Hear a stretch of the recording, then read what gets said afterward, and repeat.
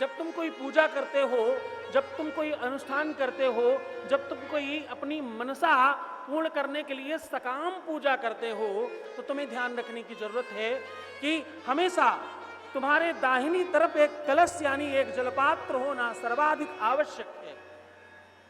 जब तुम कोई सकाम पूजा कर रहे हो, चाहे भले तुम अपने घर में पूजा करते हो, क्योंकि बिना पूजा के, बिना उनके भजन के तो कुछ नहीं मिलने वाला।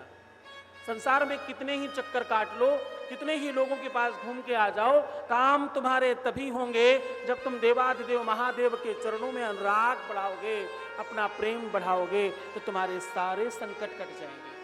संकट काटने हैं ना,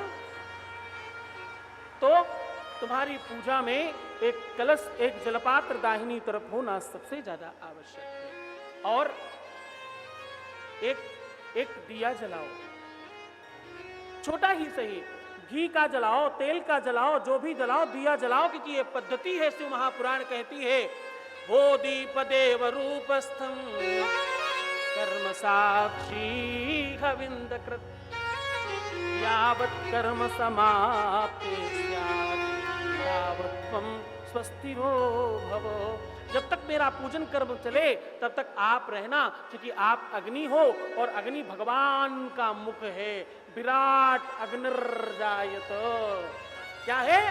भगवान का मुख है अग्नि। हम कोई पूजा कर लें, कोई अनुष्ठान करें, चाहे सतचंडी हो तो भी यज्ञ आग में, अग्नि में करना पड़ता है, स्वाहाकार। सतचंडी करो, स्वाहाकार किसमें? अग्नि में। अगर आप विष्णु पुराण का यज्ञ करो तो अग्नि में, गणेश पूजन का यज्ञ करो तो स्वाहाकार अग्नि में, अतिरुद्र करो, लघुरुद्र करो, महारुद्र करो, कोई भी भगवान शिव का यज्ञ करो, आपको स्वाहाकार अग्नि में करना पड़ता है। विराट अग्निर्जायत, भगवान का मुख है अग्नि। इसलिए छोटा रूप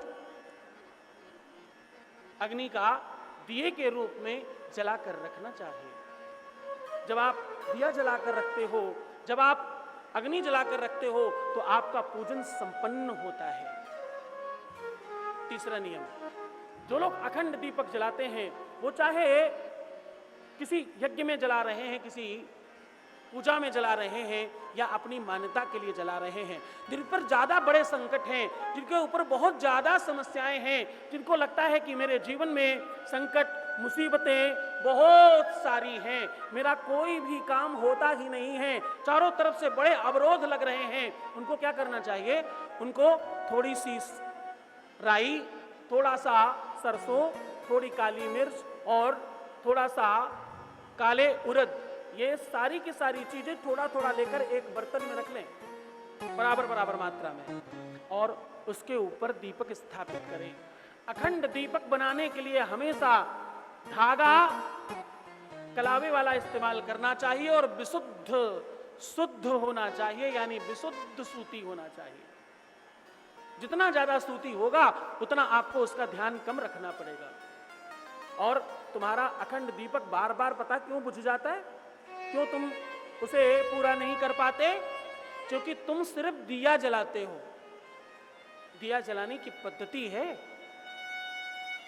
दिया के नीचे हमेशा, ये तो मैं जो उपाय बता रहा हूं, इस तरह अगर आप दिया जलाते हो, इसके ऊपर आप अखंड दीपक जलाते हो, तो आपके जीवन के संपूर्ण संकट विनाश हो जाएंगे, क्योंकि देवाधिदेव महादेव की कृपा होगी इसमें। लेकिन ये पद्धति आपको और जान लेनी चाहिए।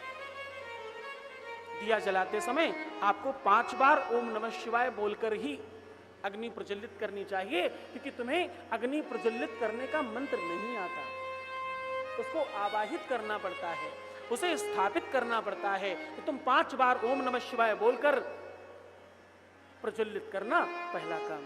दूसरा, गंधक पुष्प लेकर हाथ में निवेदन करना, प्रार्थना करना, हे दीपक देवता, हम अपने संकटों का विनाश करने के लिए आपको प्रज्वलित कर रहे हैं, हम अपनी प्रार्थना देवाधिदेव महादेव के चरणों में पहुंचाने के लिए आपका आश्रय ले रहे हैं, कृपा करना हम पर। ऐसा कहकर वो पुष्प चढ़ा देना।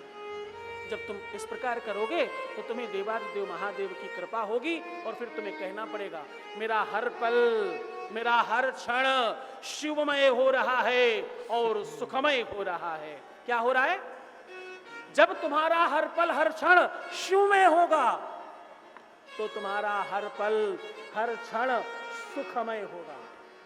शिवमय हुआ कि सुखमय हुआ।